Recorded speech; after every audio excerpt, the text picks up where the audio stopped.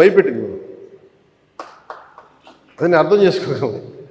కానీ మేము మీకు భుజం కాసే వ్యక్తులు మేము. అందుకే ఒక వ్యవస్థని తిరిగి బలోపేతం చేయాలంటే చాలా చాలా కష్టసాధ్యమైంది. నాకు నిజంగా చెప్పాలంటే ఒకసారి నాకు ఇది నేను చాలా ఆనందంగా ఎంచుకున్న శాఖ. నేను ప్రభుత్వ ఉద్యోగ కొడుకుని, ఆ జీతాల మీద మేము పెరిగినవాడిని. మా నాన్న జీతాలు రాకపోతే మమ్మల్ని స్కూల్ బయటికి పంపించి మళ్ళీ జీతాలు వచ్చిన తర్వాత మళ్ళీ స్కూల్లోకి అలౌ చేసినాయి అవి కూడా ఉన్నాయి నా సంఘటన. అలాంటి సంఘటనలు ఉన్నాయి. అందుకే నీ కష్టాన్ని అర్థం చేసుకోగలను. అంటే 1వ తారీఖు జీతం రాకపోతే ఏమవుద్దు నాకు అనుభవం ఉంది నాకు. అలాగే ఆఖరి వారంలో డబ్బులు అయిపోతే కూడా ఆ పరిస్థితి కూడా నాకు తెలుసు. మా పొరపాటున మేము ఏదో ఇవి జరిగిపోయినాయి, కానీ మేము ఇలా ఈ సినిమా రంగంలో ఇవన్నీ ఉండటం వల్ల బేసిక్గా చాలా సాధారణ స్థాయి నుంచి వచ్చాం కాబట్టి అన్నిటికంటే కూడా సాధారణ స్థాయి మాకు భగవంతుడి వచ్చిన మమ్మల్ని తీసుకొచ్చిన సాధారణ స్థాయి కష్టాలని మేము మర్చిపోం. అందుకని ఈ రోజున రోడ్ల మీద బయటికి వెళ్ళి ఎందుకు ఆగి ఎందుకు మాట్లాడుతానంటే ఆ కష్టం ఎలా ఉంటుందో నాకు తెలుసు. ఇందాక మీరు ఇచ్చిన రిప్రజెంటేషన్ కూడా ఆ కష్టం ఎలా ఉంటుందో నాకు తెలుసు. సో ఇలాంటి స్పందనకి వెంటనే ఉంటుంది. కానీ నేను కోరుకునేది అంటే మిమ్మల్ని గత ప్రభుత్వం మిమ్మల్ని భయపెట్టింది. అంతకుముందు ఉన్న ప్రభుత్వంకి మీరు ఏదైనా ఒక నిరసన చెప్పడానికి చాలా బలంగా చెప్పగలిగేవారు. కానీ ఇప్పుడున్న కూటమి ప్రభుత్వం మీకు అండగా నిలబడుతుంది. ఫస్ట్ ముందస్తుగా మేము మీతో గొడవ పెట్టుకోవడానికి లేదు ఫస్ట్. ఎందుకంటే బ్యాడ్ బ్లడ్ ఉండకూడదని ఫస్ట్ ఫోన్ చేశాను మీకు. అరే వస్తే నువ్వు కలవలేదండి, నువ్వు కూర్చొని పెద్ద ఆఫీసులను కలుస్తాం, మమ్మల్ని కలవవా అని ఒక చిన్న బాధ ఏదైనా ఉంటుంది. ఎందుకంటే నాకు తెలుసు మా నాన్న బాధ నాకు తెలుసు. అందుకని వెంటనే ఫోన్ చేశానండి. ఆ కష్టం నాకు తెలుసు. ఇంకా నేను మీకు ఒకసారి ఏమైపోతుంది, అందరూ ఒకేసారి వచ్చేస్తే నేను మాట్లాడలేని పరిస్థితులు తప్ప మీరు 1-on-1 కూర్చొని గ్రూప్గా కూర్చుంటే మటుకు నేను చాలా మీకు ఫస్ట్ వినే వ్యక్తిని. నేను విన్న తర్వాత పరిష్కార మార్గం వెతుకుతాను. సో మీకు గత 10 రోజుల్లో గత ఛార్జ్ తీసుకున్నప్పటి నుంచి నేను రివ్యూలు చేస్తూ ఉంటే ఉన్న పరిస్థితి, మీరు ఉద్యోగాలు లేవు, లేదంటే మనకి పర్మనెంట్ చేయలేదు, లేదంటే కూర్చొని గ్రేడేషన్ మార్చాలి, లేదంటే 2003 మాకున్న ఓల్డ్ పెన్షన్ స్కీమ్ అప్లై చేయాలి, రకరకాల అనేక సమస్యలు ఉన్నాయి. వీటన్నిటినీ చాలా క్షుణ్ణంగా మీ దగ్గరతో వింటారు. కాబట్టి వీటన్నిటికీ మించి మూలం ఆర్థిక మూలం.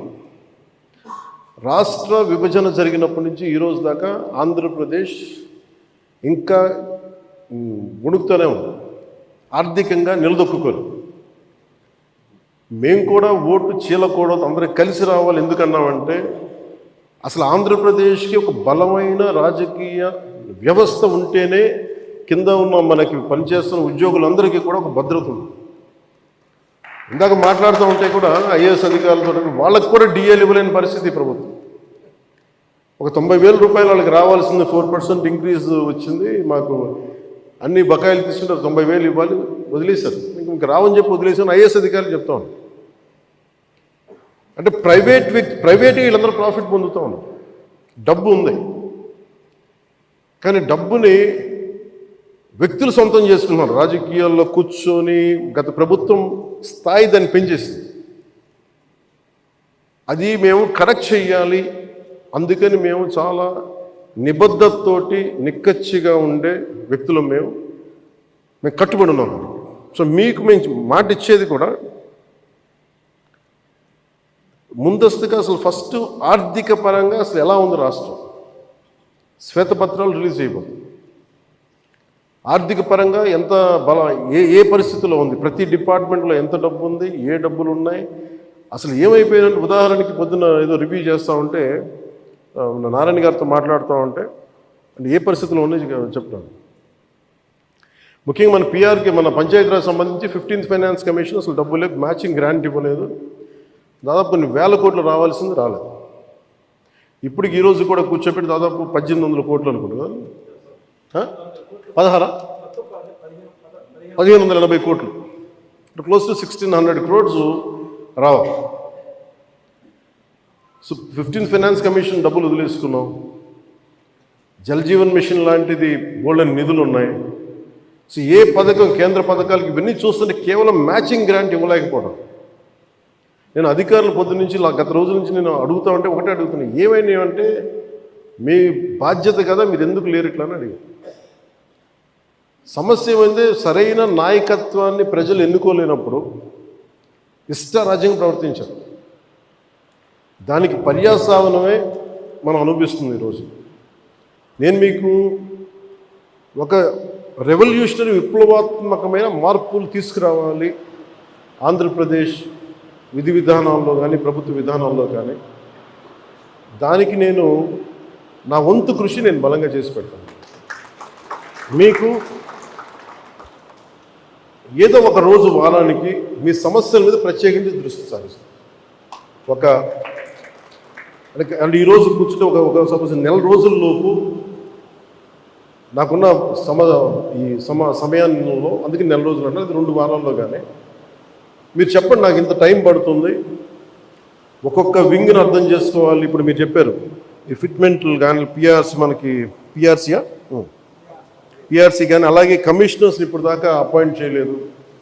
ప్రతిదీ కూడా మీరు క్షుణ్ణంగా చెప్తే నేను కన్సర్న్ అధికారులతో మాట్లాడి నేను ఏం చేయగలనంటే, నేను టాస్క్ మాస్టర్ ముందు సమస్యకు పరిష్కారం వెతుకుతానని చెప్పేవాడు. నేను పారిపోయే వ్యక్తిని. నాకు రాజకీయాలు నాకు అవసరం లేదు. నాకు నేను ఎందుకు వచ్చానంటే ఇది నా నేల అనుకొని వచ్చాను. ఇది ఎవరో మీ తరపున నిలబడి మాట్లాడటానికి, ఇన్ని కోట్ల మందికి నిలబడాలి, నా వంతు కృషి చేయడానికి వచ్చాను. దాంట్లో భాగం మీ భవిష్యత్తుకి, మీ భద్రతకు కూడా నేను మనస్ఫూర్తిగా మాటిస్తున్నాను, ఇది నిలబడి. సో నేను కోరుకునేదల్లా మీకు ఈరోజు నేను అద్భుతాలు చేసేస్తాను, అన్ని సమస్యల్ని పరిష్కరించేస్తాను నేను చెప్పను. ముందు నేను అవగాహన చేసుకోను. శాఖాపరమైన అవగాహన చాలా చాలా అవసరం. అలాగే దీంట్లో ఎంతమంది ఉద్యోగులు ఉన్నారు, ఏ స్థాయి ఉద్యోగులు ఉన్నారు, ఏమేమి చేయాలి, వీళ్ళందరికీ ఏ సమస్యలు ఉన్నాయి, ఇది ఒకటి. మీరు 2 రకాలు స్టడీ చేయాలి. ఇవన్నీ చేసిన తర్వాత ఒకటి పంచాయతీలని దానికి పునర్వైభవం తీసుకురావడం, గత వైభవం తీసుకురావడం పంచాయతీలకి. అలాగే పంచాయతీరాజ్ వ్యవస్థ నా కోరిక ఒకటే, ఈ 5 ఏళ్ల కాలంలో ఆంధ్రప్రదేశ్లో ఉన్నంత బలమైన పంచాయతీ వ్యవస్థ మనకి భారతదేశంలోనే లేదని, అలాంటి సర్టిఫికేట్ తెప్పించుకోవాలని నా కోరిక. అందుకని బలమైన ఆలోచన విధానంతో ఉన్నాను. కాకపోతే మీ అందరి సహకారం కూడా కావాలి. కానీ నేను ఒక్కడిని చేసేది కాదు. మీ అందరి సహాయ సహకారాలు, మీ సలహాలు, సూచనలు లేకపోతే నేను కూడా ఏం చేయను. కానీ నేను మీకు అందుబాటులో ఉంటాను. మీకు ప్రత్యేకించి మీ ముఖ్యంగా మీరు కోరుకుంటుంది అన్నిటికంటే దారుణ బాధ అనిపించింది, నెలకి జీతాలు ఇవ్వడం పక్కన పెట్టి జీతాలు పెంచాలని అడగాలి, కానీ నెలకి జీతాలు వస్తే చాలు అనుకునే 1వ తారీఖు జీతాలు వస్తే చాలు అనే స్థాయికి పెరిగిపోయింది. సో అభివృద్ధి అనేది లేదు, నిధులు లేవు. వీటన్నిటి మధ్యలో now governance is a great challenge for all of us. కానీ మాకేం నమ్మకం ఉందంటే పెట్టుబడులు తీసుకురాగలం, అభివృద్ధి పదంలో ముందుకు తీసుకెళ్ళగలం, ఒక ధైర్యం చాలా బలంగా ఉంది. సో మేము బలంగా మీకు చేసి నీకు నెక్స్ట్ మీటింగ్ నేను మీకు తెలియజేస్తాను, సంఘాల పెద్దలందరికీ, నాయకులందరికీ. హరిప్రసాద్ గారికి నా పొలిటికల్ సెక్రటరీ, అలాగే మన పంచాయతీరాజ్లో కూడా కొంత ఆయన